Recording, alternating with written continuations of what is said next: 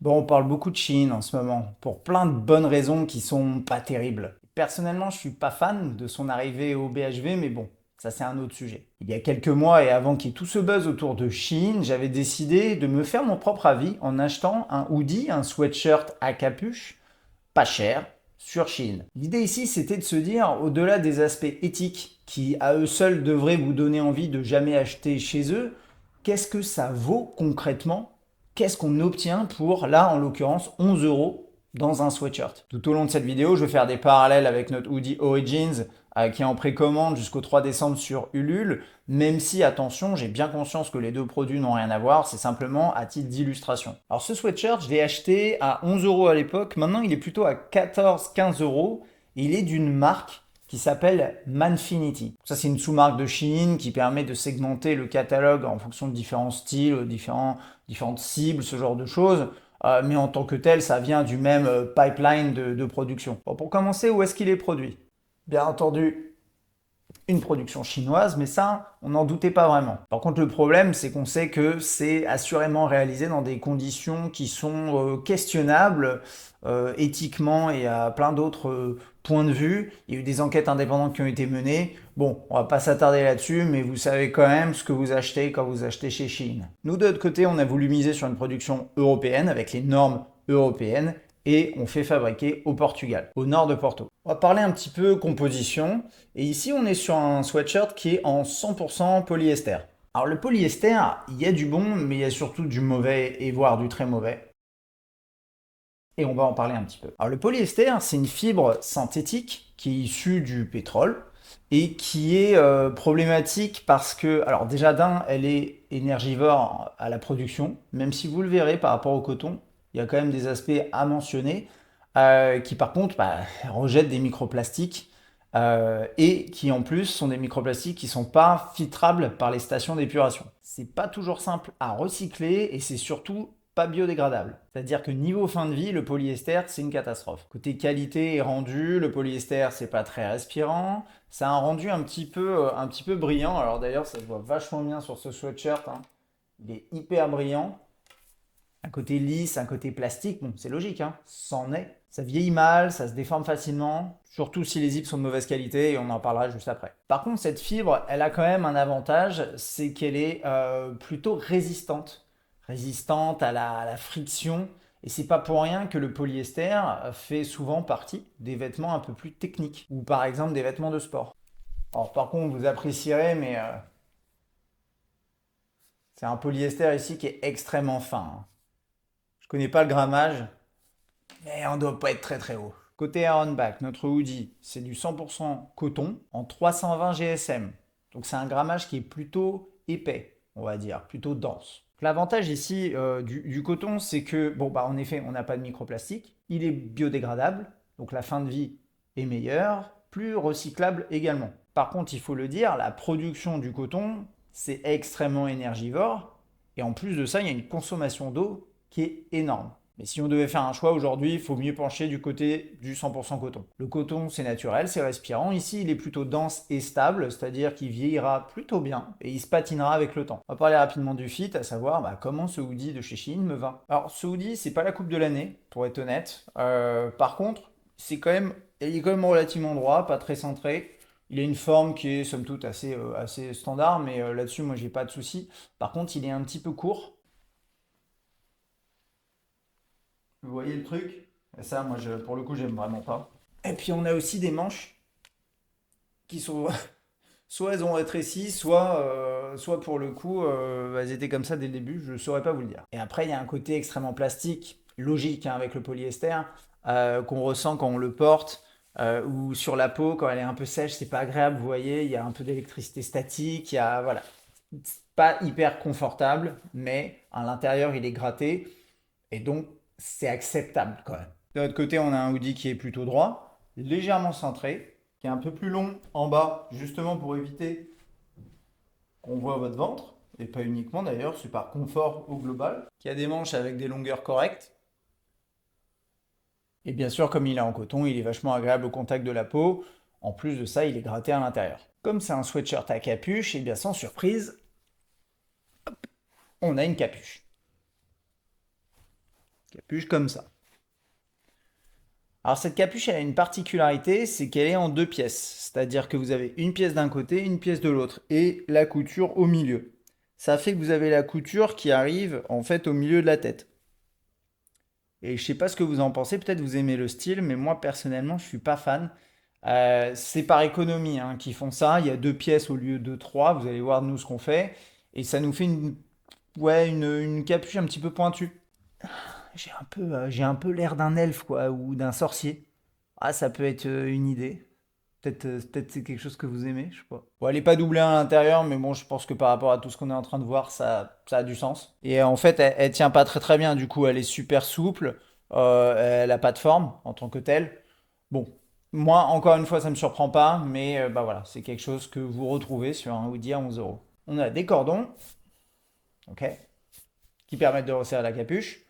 Si je tire suffisamment, au bout d'un moment, je vais perdre le deuxième. Bon, il n'y a pas de système pour les bloquer. Et on a des embouts qui sont en métal et qui ont l'air de assez bien tenir. Et là, pour le coup, je suis agréablement surpris parce que quitte à faire des cordons avec des embouts, le mieux c'est quand même qu'ils soient en métal et qu'ils soient bien posés pour éviter notamment qu'ils se cassent.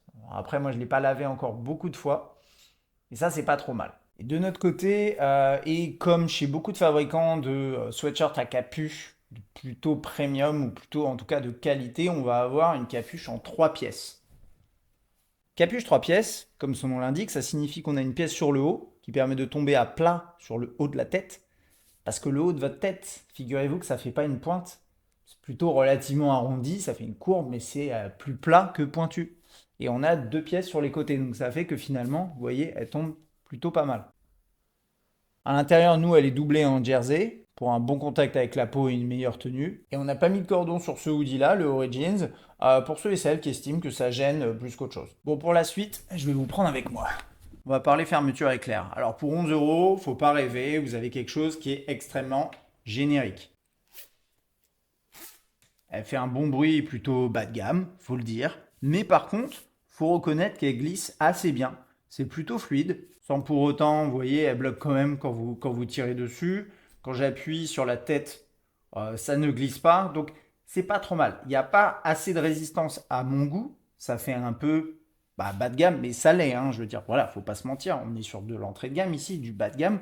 Mais je trouve que pour du bas de gamme, celle-ci, la principale, elle est pas si mal. J'ai tenté aussi de la tordre dans tous les sens, etc. Donc là-dessus, je trouve quand même que cette zip, elle fait le job. Elle va pas durer 30 ans, ou même 10, mais pour le coup, ils ont fait quelque chose qui est plutôt correct. Mais bon, si on doit parler zip, vous verrez, le prochain sujet, il va pas vraiment vous plaire. Ou au contraire, il va peut-être vous plaire, on verra. Et pour faire le parallèle avec notre sweatshirt zippé, mais également avec un paquet de produits plutôt haut de gamme en effet sur le marché, on est parti nous chez un fabricant qui s'appelle YKK, qui est le leader du marché.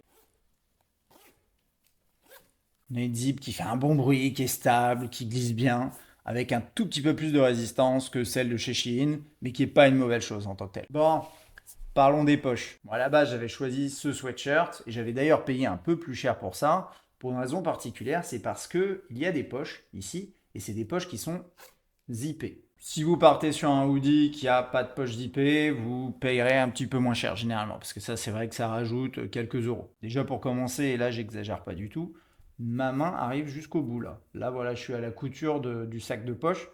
Je ne peux pas mettre mes mains intégralement dans les poches. C'est un petit peu dommage pour ce type de produit, je trouve. Et puis au-delà de ça, pour parler du sac, il est absolument pas cousu réellement à l'intérieur. Enfin, il est cousu, si, mais il est très très mal tenu. Voilà, je force pas parce que j'ai pas vraiment envie de l'abîmer. Et en l'occurrence, voilà, ça, il y a des chances que ça pète avec le temps. Et puis, il va y avoir des poches qui sont pas assez profondes. Pour le coup, c'est vraiment problématique. Mais la vraie grosse blague, c'est ces zips. Ils ont équipé ces poches de zip pseudo typé protection contre l'eau. Vous voyez un peu le délire? De temps en temps, on retrouve ce genre de truc sur des produits un peu techniques. Il y a écrit New Sport. Et là, il y a écrit Best Classic Vogue Fashion Stay. Je ne sais pas ce qu'il voulait dire par là, mais c'est écrit. Et le truc, c'est qu'au-delà du rendu qui est honnêtement assez moche, et du fait que bah, ça, je vous garantis que c'est pas imperméable, c'est juste un petit morceau de plastique qui a été collé. Bah, ces zips, c'est les pires que j'ai jamais vus sur un produit, honnêtement. C'est des zips qui ont une vocation pratique. Vous mettez des objets dans vos poches, vous pouvez les sécuriser. Le jour 1, vous l'avez vu, hein, mais... Oh, c'est ouvert. Ah bah c'est ouvert. Bon bah voilà. En fait, c'est les, c'est les poches qui sont ouvertes en permanence. Et elles zippent très très mal. Il y a une résistance assez désagréable. Bref, franchement, ça c'est un échec total. Et c'est un problème. Parce qu'en réalité, vous avez une feature sur votre produit qui est censée être un avantage, mais qui se retrouve à être quelque chose qui ne sert à rien, parce que vous ne pourrez plus l'utiliser. Et ça m'a pris une journée pour celle-là, et sans forcer, hein.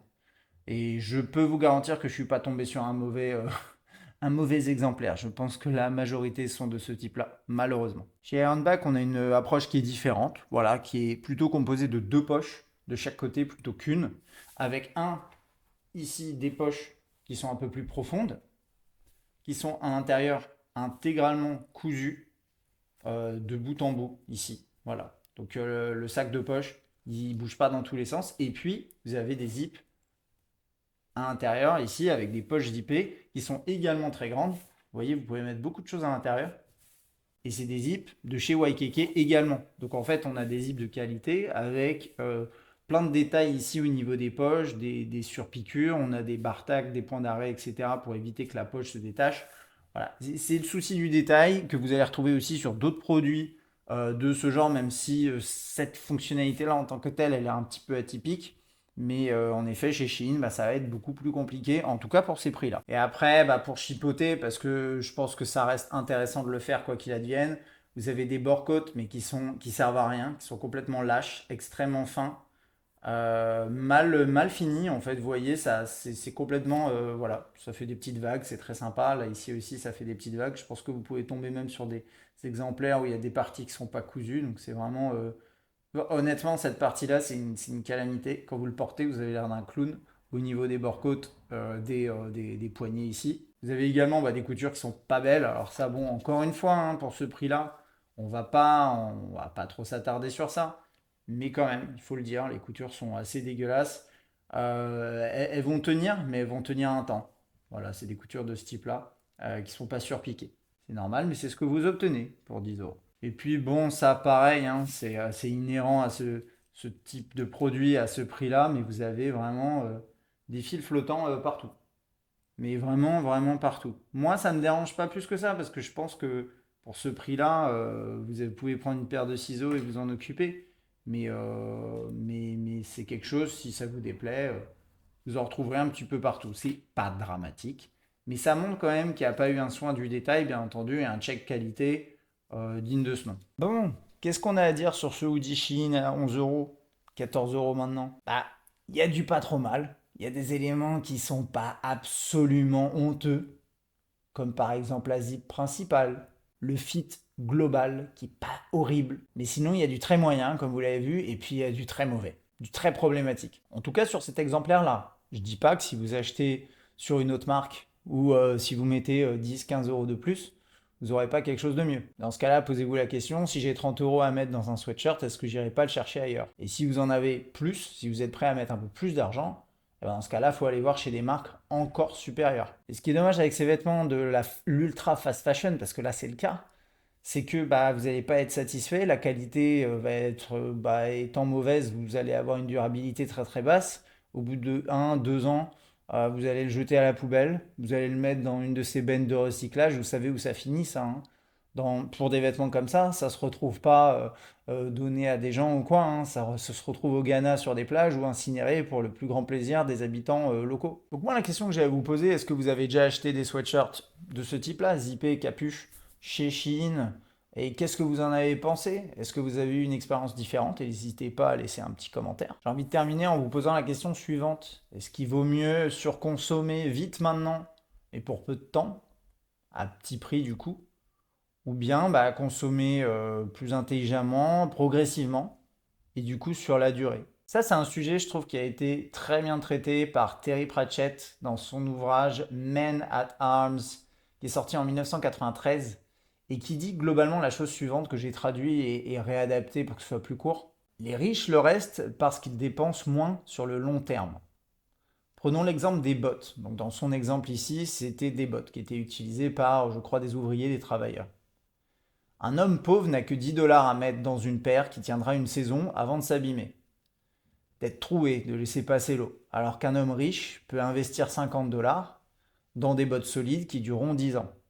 Résultat, au bout de 10 ans, le pauvre aura dépensé 100 dollars pour avoir les pieds mouillés, quand le riche en aura dépensé 50 pour les garder au sec. Et pour moi, c'est exactement ce qu'on est en train de vivre aujourd'hui avec l'ultra fast fashion et même la fast fashion en général. On croit faire des économies là, maintenant, tout de suite. Mais sur la durée, au final, on perd économiquement parlant, et éthiquement, socialement et écologiquement parlant. Bref, n'hésitez pas à laisser un petit commentaire, à mettre des petits likes. Si vous avez des avis à donner sur ce hoodie-là, mettez un commentaire. Si vous trouvez que le hoodie Ironback, il est cool, je vous mets un lien dans la description. Ciao!